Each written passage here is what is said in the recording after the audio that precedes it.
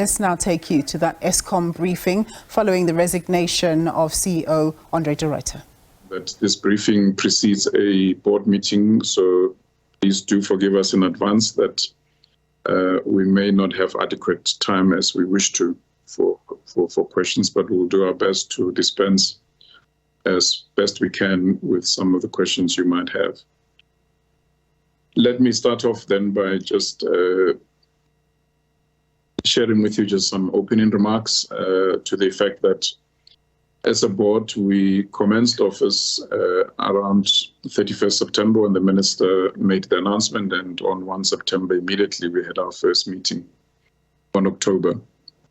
After 1 October 2022, 85 days down the line, we as a board in total met about 34 times, and the 34 meetings are broken down to 8 meetings of the board itself, 8 meetings of the Audit and Risk Committee, 4 meetings of the Board Operations Committee, 4 Governance and Strategy Committee meetings. The Governance and Strategy Committee is the committee where all the chairs of the committees meet together, the chair of the board, to integrate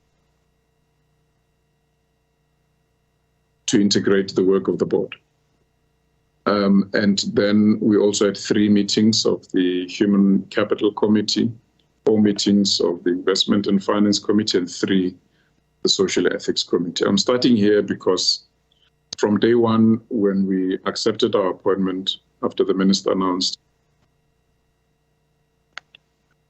as a board, we agreed that we would practice what has been labeled as governance unusual, that we would not be a board that waits for monthly reports and quarterly reports, given the dire situation that we found ourselves in as Eskom and the urgency with which, as a board, we wanted to support the executive team. So we adopted the mantra of being an engaged board, which means that we would be fully supportive of the executive colleagues, as opposed to being a passive board that only engages them occasionally. But we also felt that given the expectations, the very high expectations that the country has, that we would be as actively involved as we have been. Firstly, we do what we do with the veracity because we believe that Eskom is too big and too important to fail or for to be allowed to let South Africans down. And so we have taken on to the notion of MEGA that the CEO has been driving, MEGA being an acronym for Let's Make Eskom Great Again. We believe that against this overall thrust of MEGA is also a challenge to ensure that we also future-proof Eskom. And so our view as the board is that future-proofing Eskom means that you've got to keep the lights on while you simultaneously embark on a turnaround in terms of the challenges in the generations division, particularly, although the challenges go beyond generations. That secondly, we would ensure that as we figure out how to best retain the great talent that we have, but that we also find ways of securing the best technical talent outside in. You know that our erstwhile head of generations, Mr. Roland Matebula, announced his departure, and so we also have prioritized the agency to secure an executive leader for the generations division.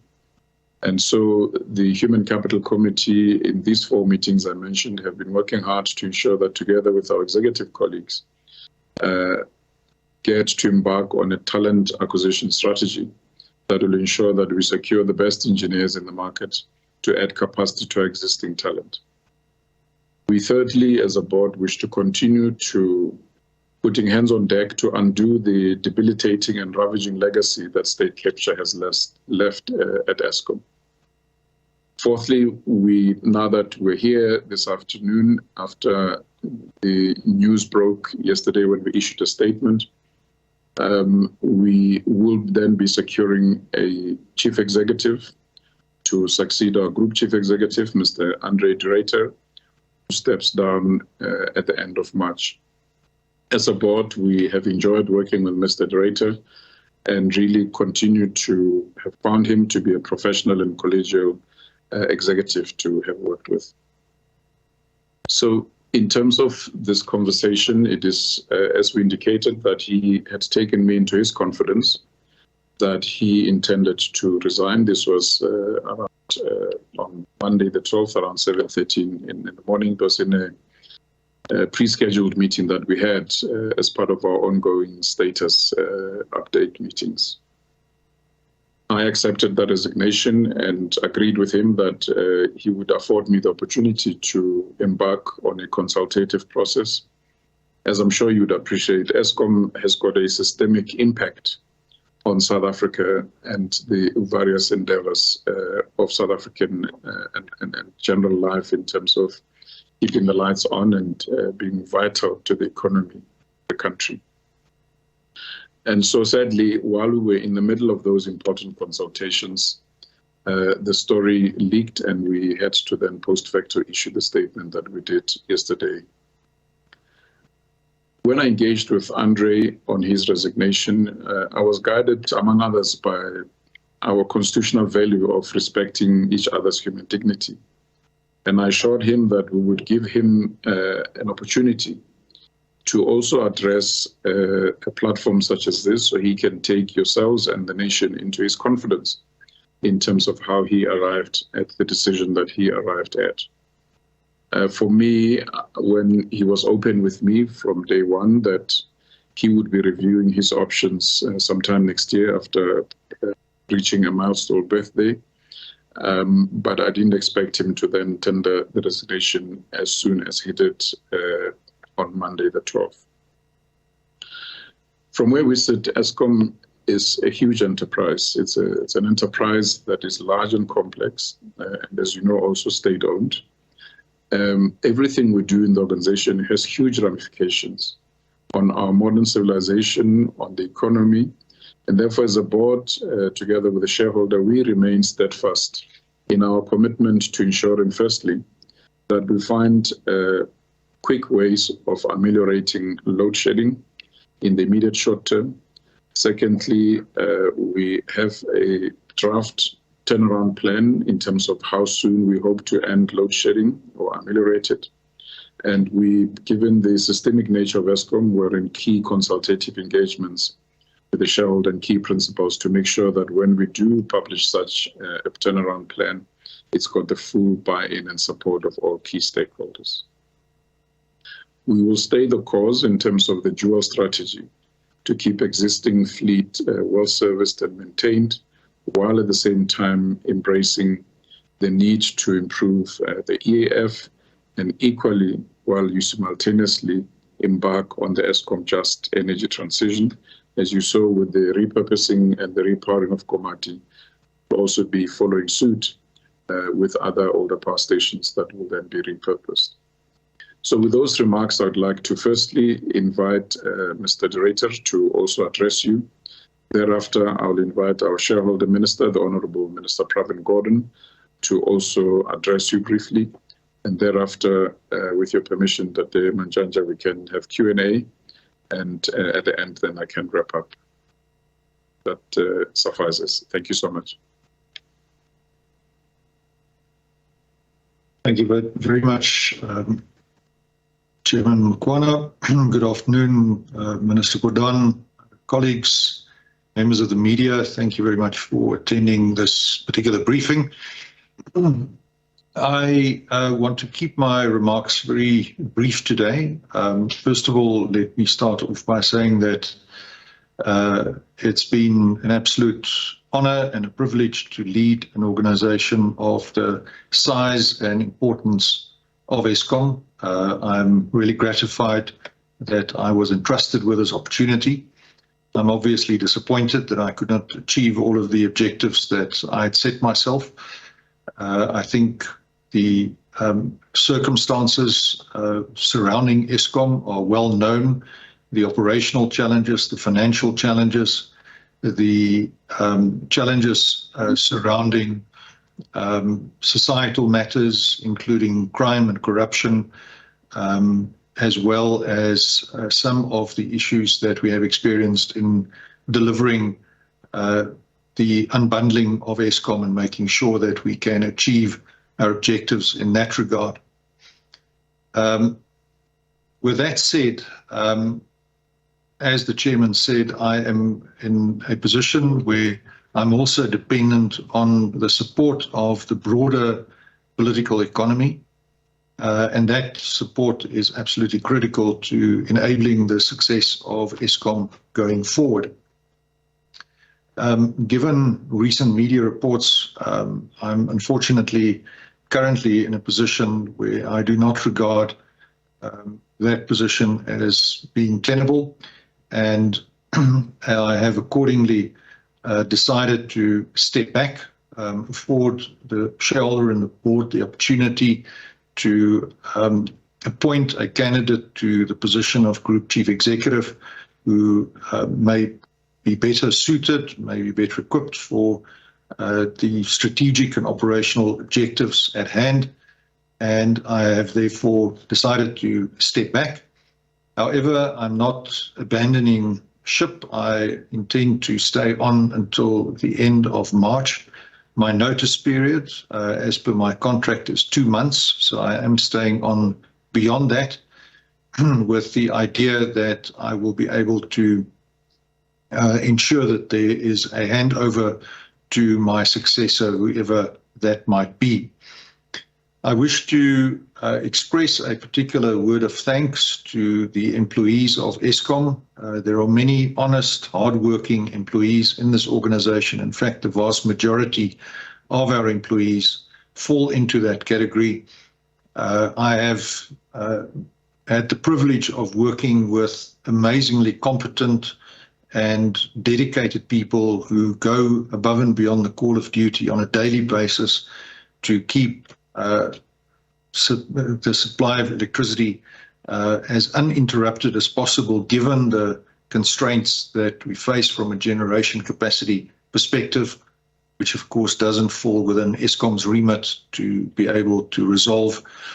And I can give the assurance to the media, but also to the public at large, that the people of Eskom are committed, dedicated to working as hard as they have been in order to drive the momentum of this business forward.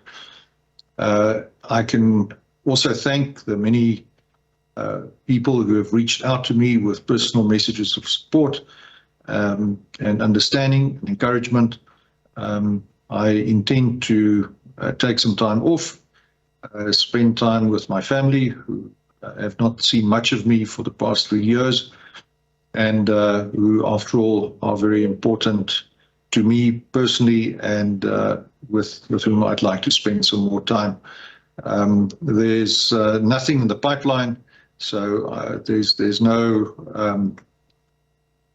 job offers in the offing.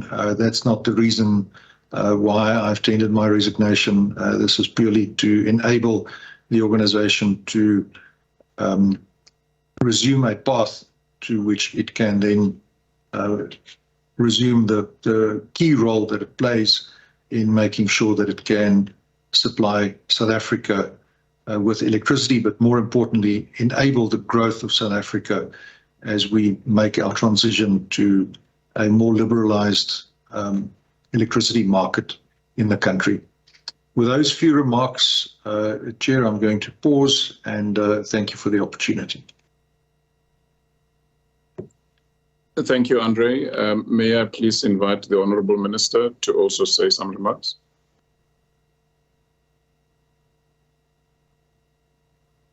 Good afternoon, Chair, members of the board, Mr. Ruyter and other senior managers and members of the media.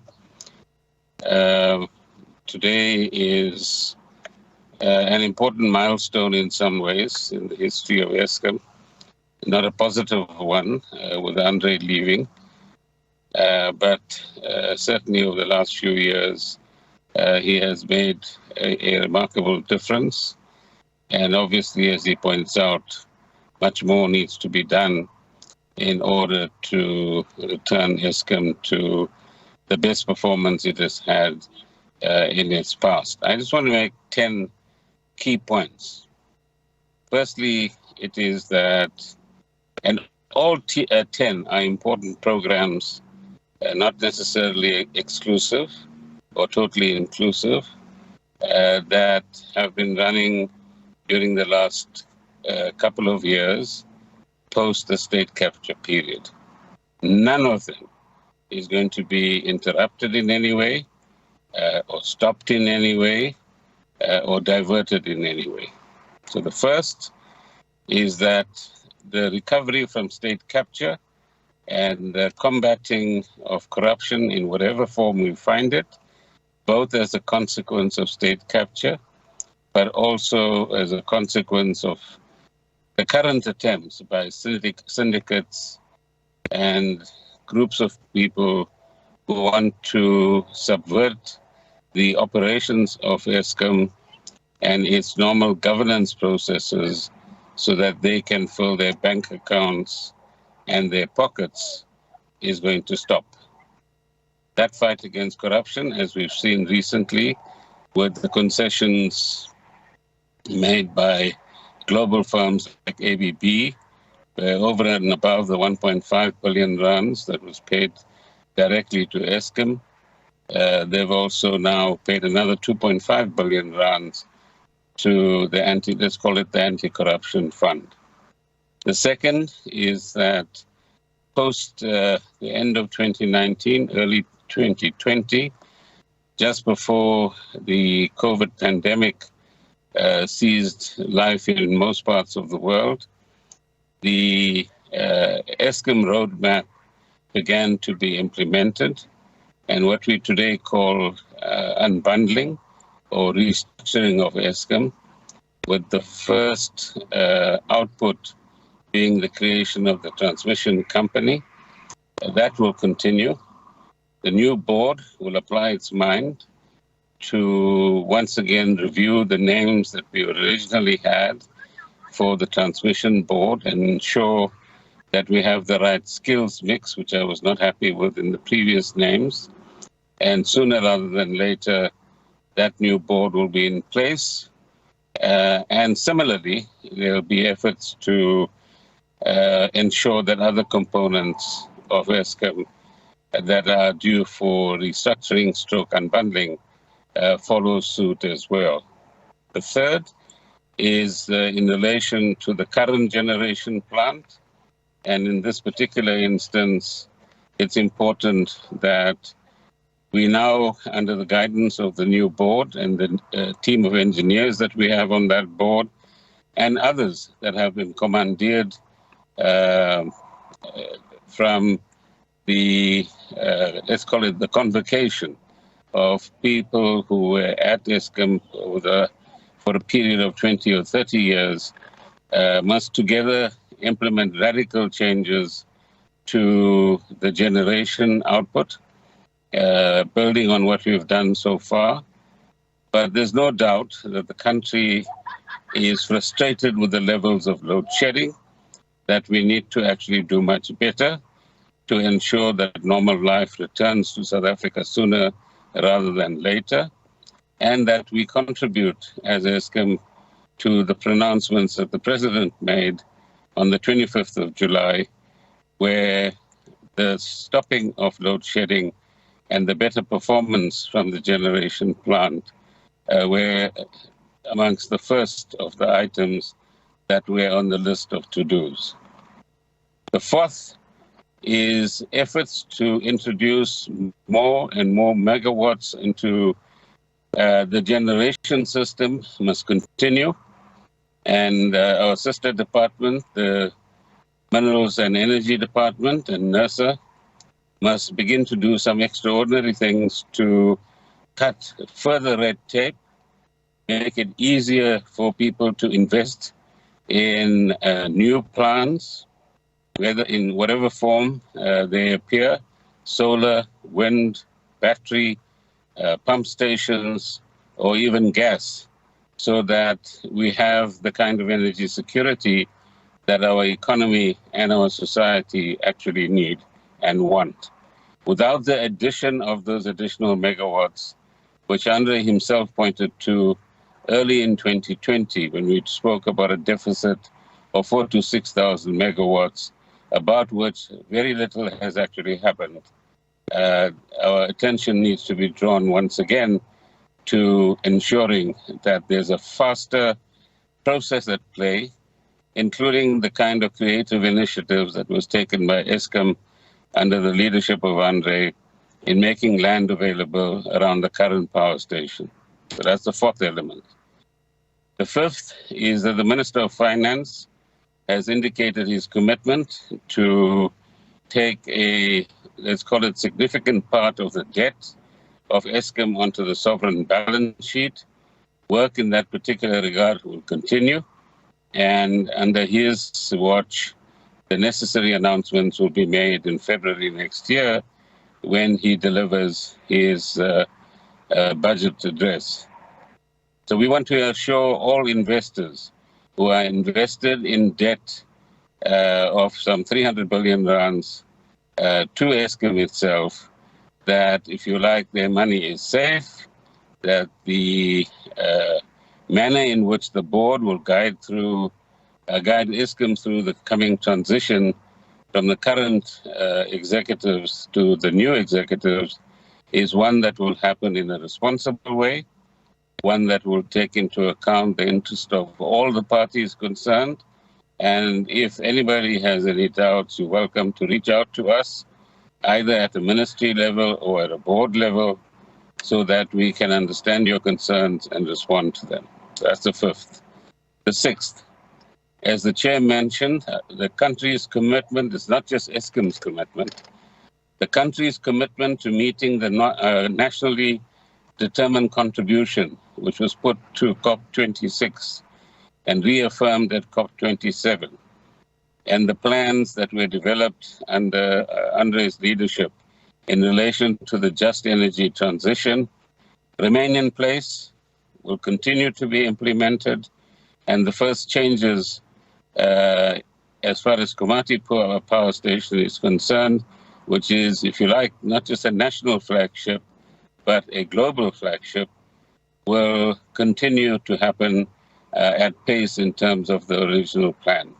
And this is the commitment that the South African government has given to various parties who have been supportive of South Africa's efforts in this particular regard. Seven, there's no doubt, as has been pointed out, that the people factor within Eskom is absolutely key. In addition to the extremely skilled and faithful people that we've had within Eskom itself, we need to add more skills. We need to ensure greater integrity, and we need to ensure that everybody works towards one common national purpose. There are still termites within the system who want to undermine the efforts of people who want to do good by this country. And in time, the law enforcement agencies will identify those termites and ensure that they find their rightful place in orange uniforms at a faster rate than the current law enforcement efforts have actually seen. But bringing in skills and encouraging people to improve their skills is a crucial part of what we're doing. 8, as part of the people factor and skills development, is to reintroduce the engineering discipline within the power stations.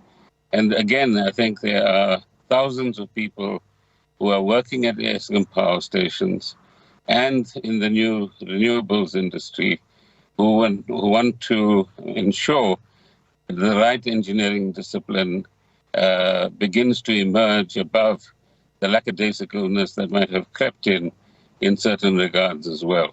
So the employees at Eskom have a formidable task ahead of them in that particular regard.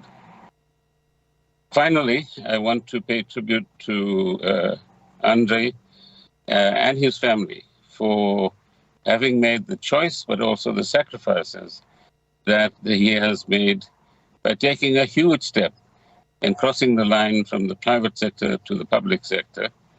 And by his own admission, there are many things that worked well and many things that still need to be done.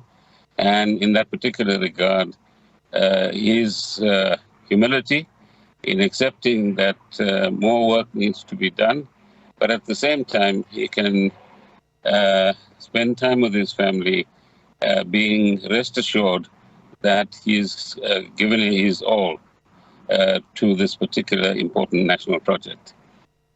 To all the employees within Eskom itself, now is the time for you to stand up against corruption.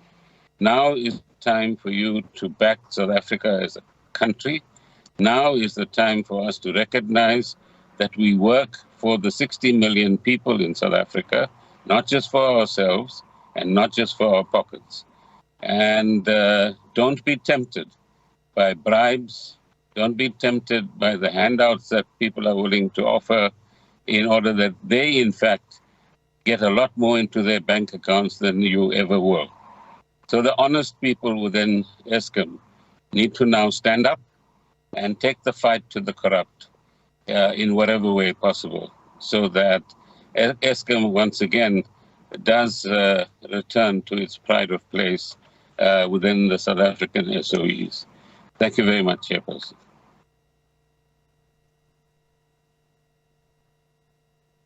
Thank you, Honourable Minister. Thank you, Andre. Mr. Mantshantsha, I'm not sure.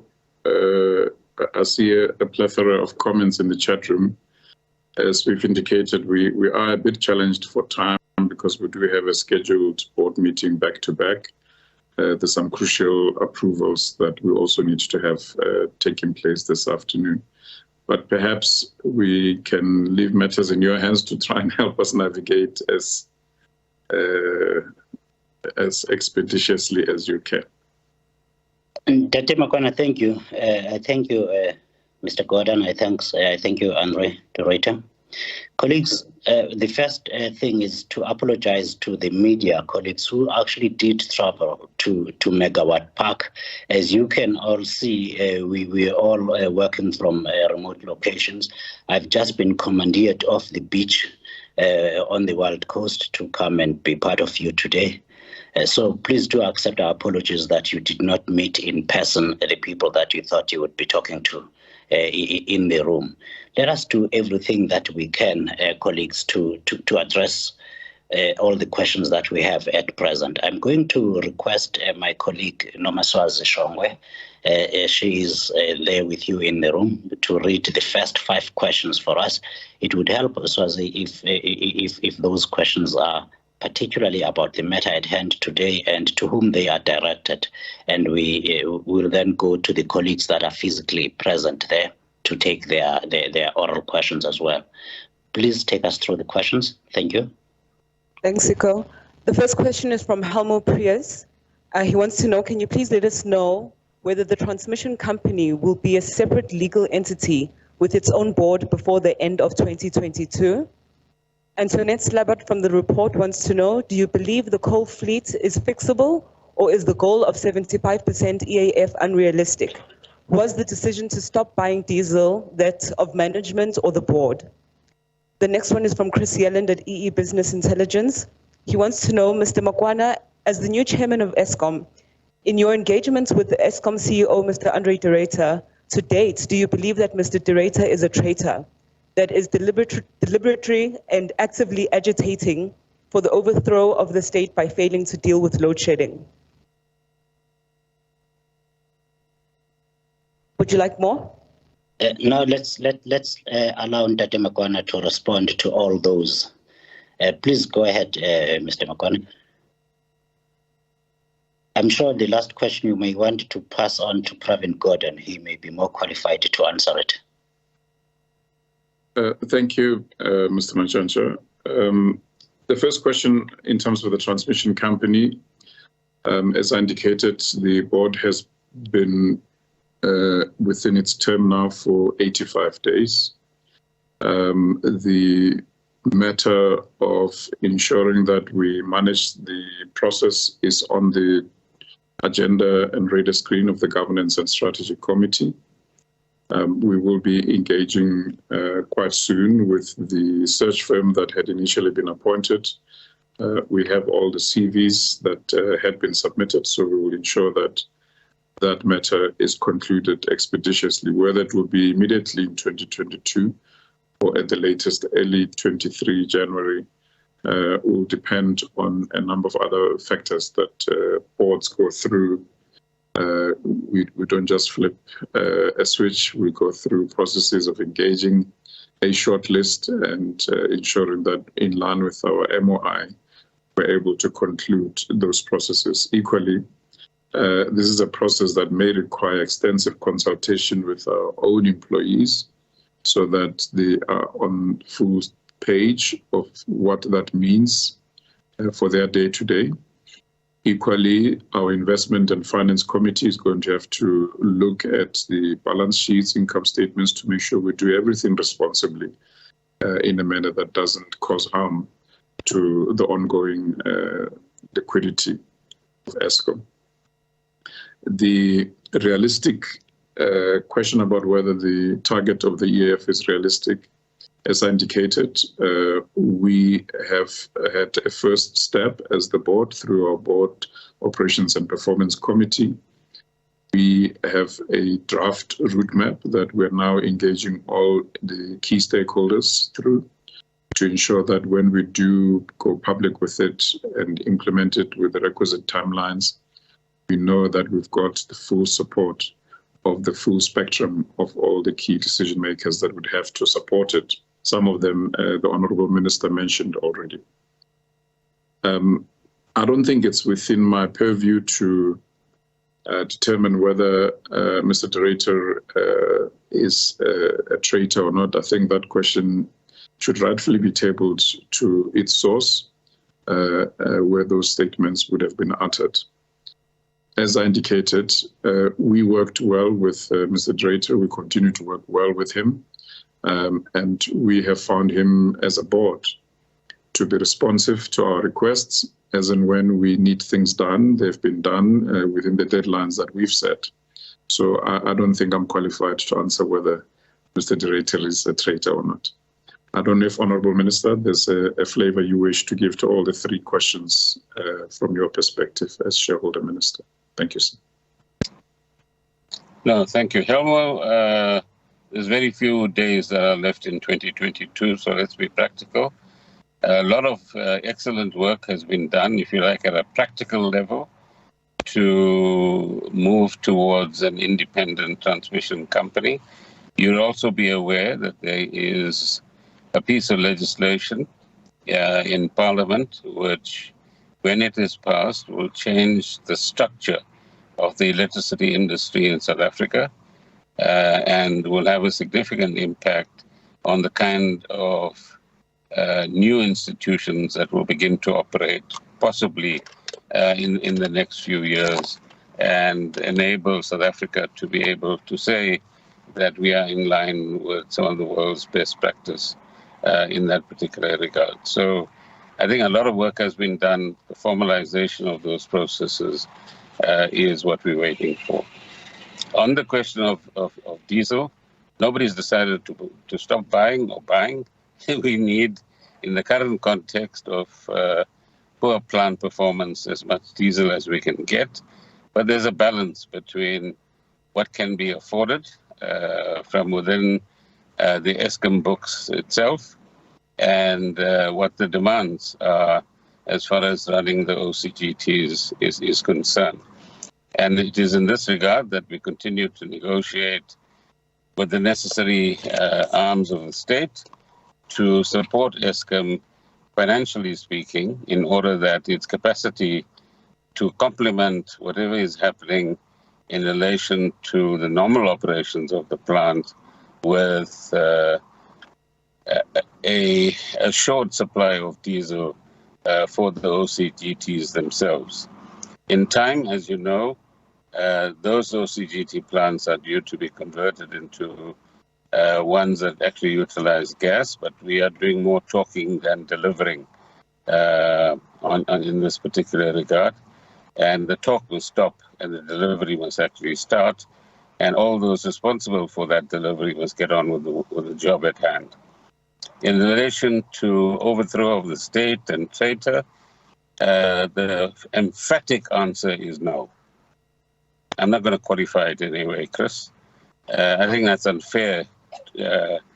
Whatever commentary one might have about any individual, it is absolutely unfair and uncalled for to use that kind of language for somebody who tried their best to get the Eskom out of the mess that what it was in onto a different kind of platform. And the more knowledgeable people amongst you know that the mess didn't start in 2019. It didn't start in 2009 or 10 or 11 or 12. It started a long time ago. And there's a long list of people who must be held responsible for decisions that they didn't make in the right way. But I leave that to your Christmas imagination as you go into this period. So take my answer as an emphatic no, Chris. Thank you. Thank you, Honourable Minister. Perhaps, if we may, Mr. Machanja, shall we take the last round? Because sadly, we also have time challenges. Dr. Makwana, you're getting me into trouble with my colleagues. There's 8 slides of questions. We have now closed the chat. Swazi, please can you give us the 6 top questions that you can for all the colleagues to respond to? And we have to apologize again to you all, ladies and gentlemen, for taking the trouble, but we don't have sufficient time. Thank you. Siko, can we take the questions inside the room, possibly? There's some journalists that are looking to ask a couple of questions. Thank you very much. That's a great suggestion. Please, can we have the first 5 colleagues with mics to sit with their questions and to whom they are directed to? That would help. Kyle Cowan from News 24. My question is for the chairperson, Mr. Makwana. You were provided an opportunity to defend the CEO of Eskom, Mr. Ruyter. Today, you have failed to do so. You have failed to do so when the public utterances were made. Can you give any indication whether you and your board are strong enough to withstand political pressure to not do to Eskom what has been done in the past? Are you scared of Minister Gwede Mantashe?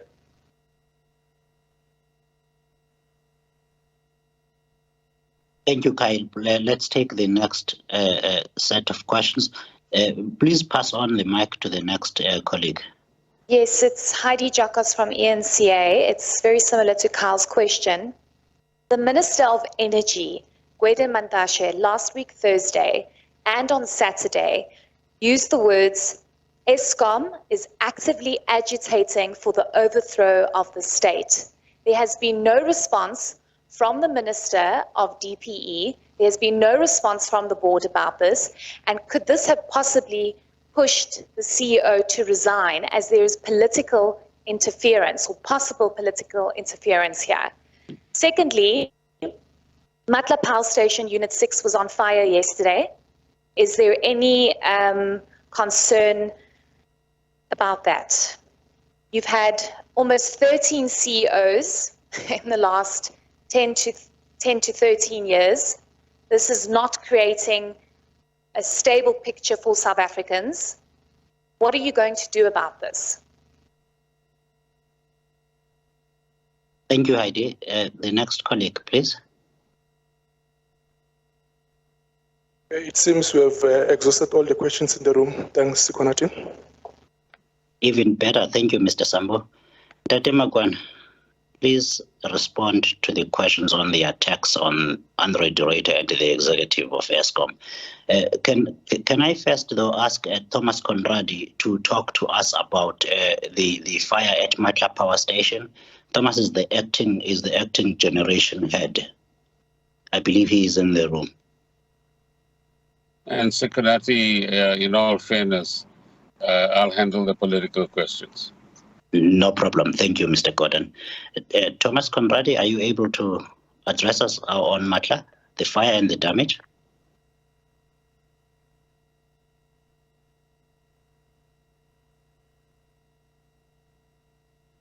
Aubrey, please tell me what's going on.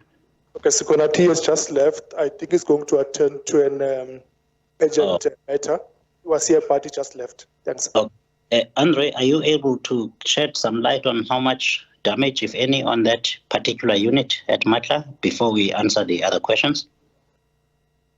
Yes, Sikonati. A fire did break out at Matla Unit 6 outside the boiler on the fuel oil dispensing system.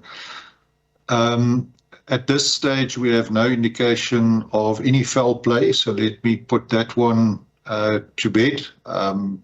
We are investigating, of course, if there was anything untoward.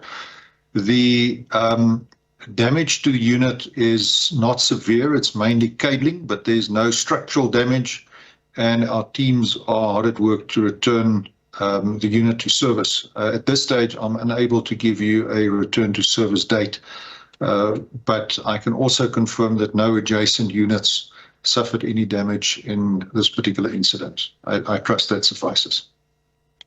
It absolutely does. Thank you, Andre. Mr. Gordon, please can you deal then with the questions on the attacks on Eskom? Yes, in respect of Kyle's question, one doesn't have to have public spats or differences in order to discourage whoever it might be in cabinet or outside from making statements that are unhelpful at a time when we need to engender confidence, both in the institution, but also in government as well. So each of us has a different style in terms of how we manage these matters.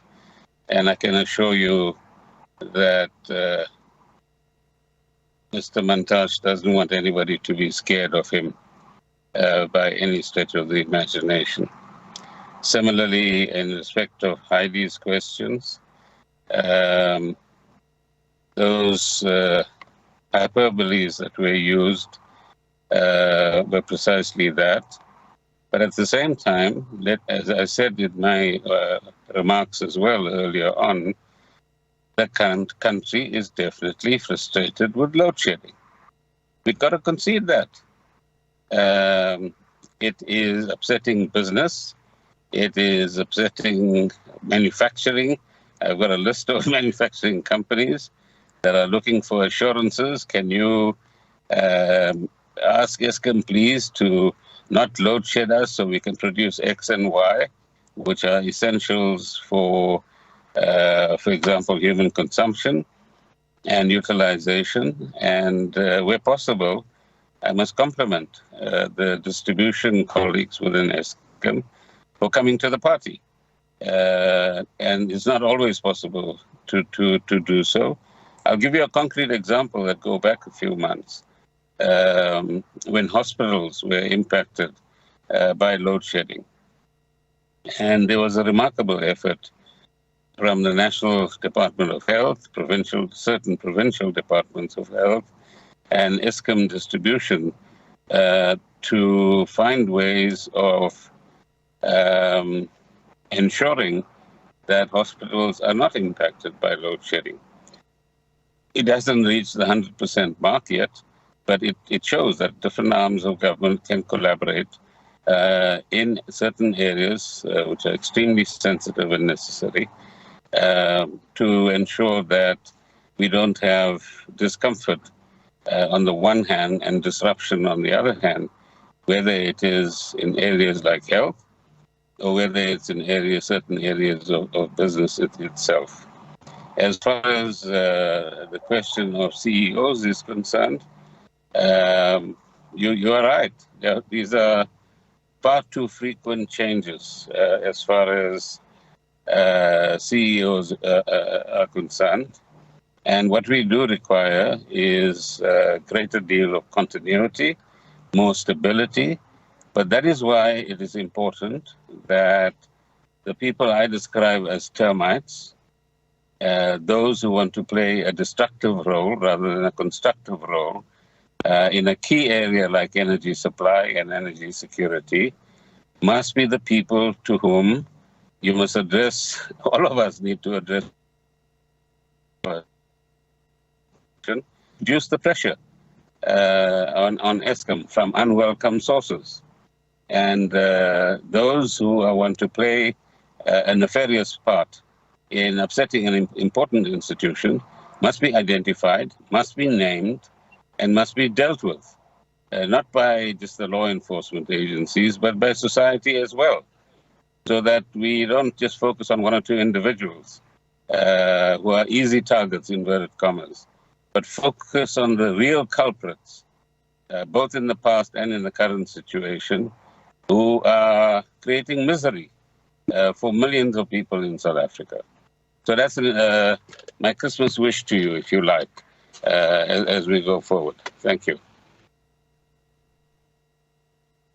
Thank you very much, Honourable Minister. If I may then wrap up our discussion from where we stand as the Board of Eskom. Our duty to Eskom is to make sure that we do what responsible boards should do. Responsible boards ensure that they work hard to ensure that there's executive leadership stability.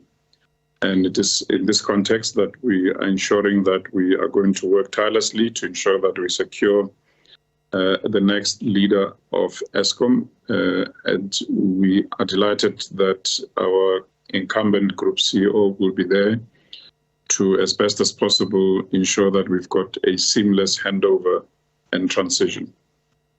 Secondly, responsible boards ensure that the companies they lead have a semblance of predictability in terms of how it executes its plans and strategy. And so we are working hard at that to ensure that as soon as possible, we arrive at an agreeable plan that all stakeholders will feel comfortable with in terms of ending load shedding and beginning to stabilize the grid and the dependability of supply, continuity of supply in terms of available megawatts.